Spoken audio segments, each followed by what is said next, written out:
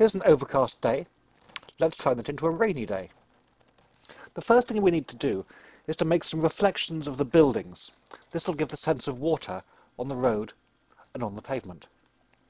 We can use the lasso tool to select across the base of these walls, not forgetting to loop around that traffic cone.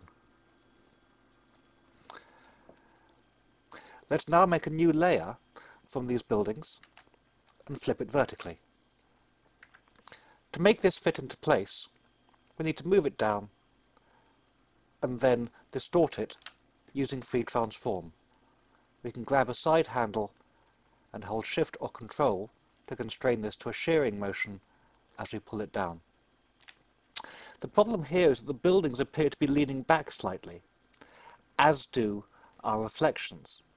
But we know this is a true vertical up the side of this door, so the reflection has to follow that line. Let's continue distorting so that the lines of the reflection exactly follow the line set by the buildings above. As it stands, this is far too strong. We can reduce the opacity of this layer to, say, 50%, and now we get the impression of wet streets. It's still not very convincing. We can make it better. Let's add a layer mask to this and select the pavement area using the lasso tool. Remember, if you hold Option or Alt when tracing with the lasso tool, you create straight lines between click points. On our layer mask, we can now bring up the curves dialog. This is applying to the mask and not the layer. By lowering the brightness of our curve, we lower the opacity of this layer. When we bring that right down, we now have the impression of a damp pavement but pools of water in the road. Let's use a brush tool to paint on this layer mask to further reduce the amount of the reflection. This brings the effect of some of the cobbles showing through here and makes it look like there are true pools of water on the surface.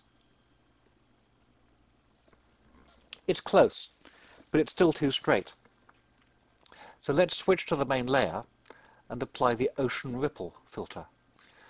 We can use the default settings for this. That gives a slight rippling to our reflection, which makes it look far more realistic.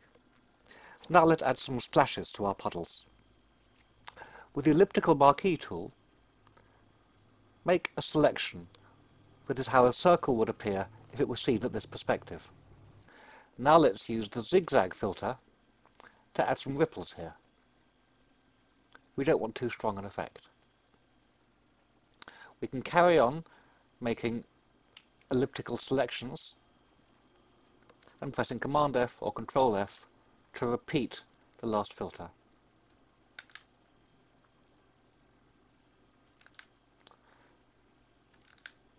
And that's a much better impression. So that's the water in the road and along the pavement complete. Now let's add our rain. Make a new layer and set its mode to hard light. And we'll fill it with a hard light neutral grey.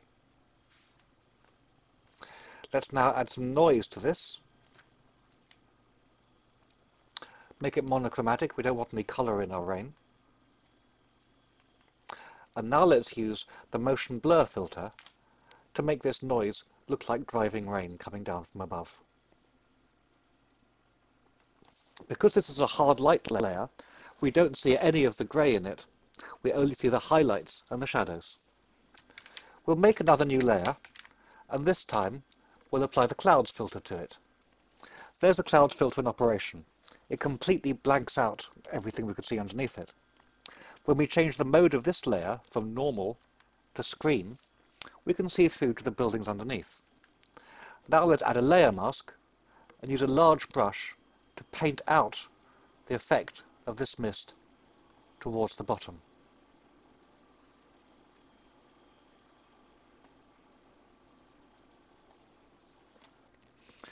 Finally, Let's go back to our base layer and apply some more contrast to this to make the image stronger. And there's our rainy day.